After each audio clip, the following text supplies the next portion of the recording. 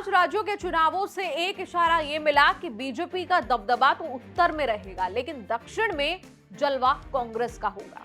जो कर्नाटक तेलंगाना में हुआ है, वैसा ही कुछ दक्षिण के बाकी राज्यों तमिलनाडु और केरल में हो सकता है, जहां कांग्रेस खुद भी मजबूत है और उसका गठबंधन भी। केरल से आया अनुमान ऐसा ही है, जहां कांग्रेस गठबंधन यूनाइटेड डेमोक्रेटिक अलायंस यानी यूडीएफ की बड़ी जीत का अनुमान लगाया गया है। केरल में बीजेपी बड़ी पार्टी नहीं है, वहां कांग्रेस गठबंधन की टक्कर लेफ्ट गठबंधन से होती है। वहां भी हर 5 साल में सत्ता बदलने का रिवाज चल रहा है। रिवाज के हिसाब से कांग्रेस को हराकर 2021 में लेफ्ट ने सरकार बनाई। केरल के media house Manorama news voters mood ने लोकसभा और विधानसभा चुनावों को लेकर सर्वे किया। हालांकि केरल में विधानसभा चुनाव 2026 में होने। केरल का यह सर्वे कई मामलों में दिलचस्प है। यही ऐसा राज्य है जहां ना तो बीजेपी टॉप पर है, ना पीएम मोदी। केरल में अभी से लहर है राहुल गांधी। दिल्ली वाला विपक्ष दिल्ली वाली सरकार से कहीं ज्यादा पॉपुलर बनकर उभर रहा है। सर्वे में चौंकाने वाला नाम आया है शशि थरूर का। केरल के 4 सबसे लोकप्रिय चेहरे में शशि थरूर है।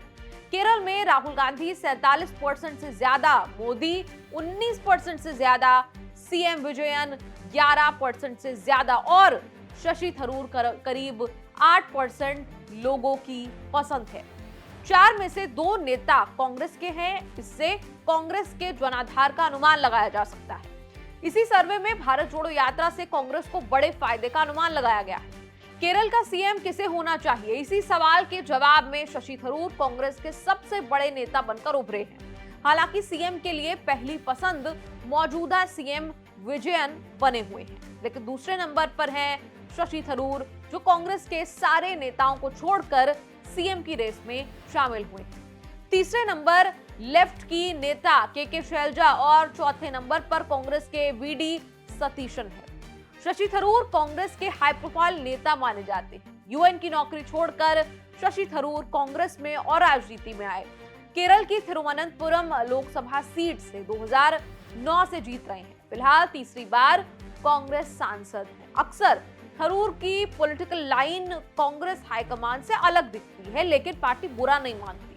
कांग्रेस अध्यक्ष के चुनाव में शशि थरूर ने मल्लिकार्जुन खड़गे के खिलाफ कांग्रेस अध्यक्ष का चुनाव लड़कर सनसनी मचा दी थी। हालांकि थरूर बड़े अंतर से हार भी गए, लेकिन उन्होंने गांधी परिवार के कैंडिडेट खड़गे निर्विरोध कांग्रेस अध्यक्ष नहीं बनने दिया। माना गया कि इससे थरूर हाईकमान को खटकने लगेंगे, लेकिन ऐसा कुछ हुआ नहीं। खड़गे ने नई कांग्रेस कार्य समिति बनाई तो शशि थरूर को भी उसमें जगह मिली। विधानसभा चुनाव में अभी कम से कम 2 साल का वक्त है। शशि थरूर दिल्ली में नहीं होते हैं तो अक्सर केरल में ही दिखाई देते हैं। शशि थरूर एक दिन केरल का सीएम बनना चाहते हैं और वो अपनी इस चाहत को छुपाते भी नहीं। अपनी राजनीति को भी उसी दिशा में वो लेकर जा रहे हैं। केरल में थरूर का चैलेंज लोकल लीडर्स नहीं, बल्कि हाईकमान लेवल वाले नेता हैं। कांग्रेस के सबसे पावरफुल महासचिव केसी वेणुगोपाल केरल से आते हैं। गांधी परिवार के पुराने भरोसेमंद एके एंटनी 83 साल में भी एक्टिव रहते हैं। रमेश चन्नीथला, पीसी चाकू भी दिल्ली के भरोसेमंद नेताओं में से हैं। हालांकि 2021 में रमेश चन्नीथला ने कांग्रेस को लीड किया था, लेकिन पार्टी को हार मिली थी। शशि थरूर की दावेदारी इसीलिए दमदार रहेगी क्योंकि केरल भी दक्षिण का ऐसा राज्य है जहां कांग्रेस बहुत अच्छा कर सकती है। मनोरमा न्यूज के सर्वे में अनुमान है कि 2024 के चुनाव में केरल से कांग्रेस गठबंधन यूडीएफ को 20 में से 17 सीटें मिल सकती हैं। ऐसा हुआ तो 2019 में मिली 19 सीटों से 2 कम होंगी। यूडीएफ का वोट शेयर भी 47% से गिरकर करीब 44% रहेगा। एलडीएफ का वोट शेयर भी गिरेगा, लेकिन 3 सीटें यानी 37 से 38% वोट शेयर के साथ मिल सकती है। हो सकता है बीजेपी या एनडीए को कोई सीट तो ना मिले, लेकिन वोट शेयर 15% से ऊपर रह सकता है, जो 2019 के मुकाबले थोड़ा ज्यादा होगा।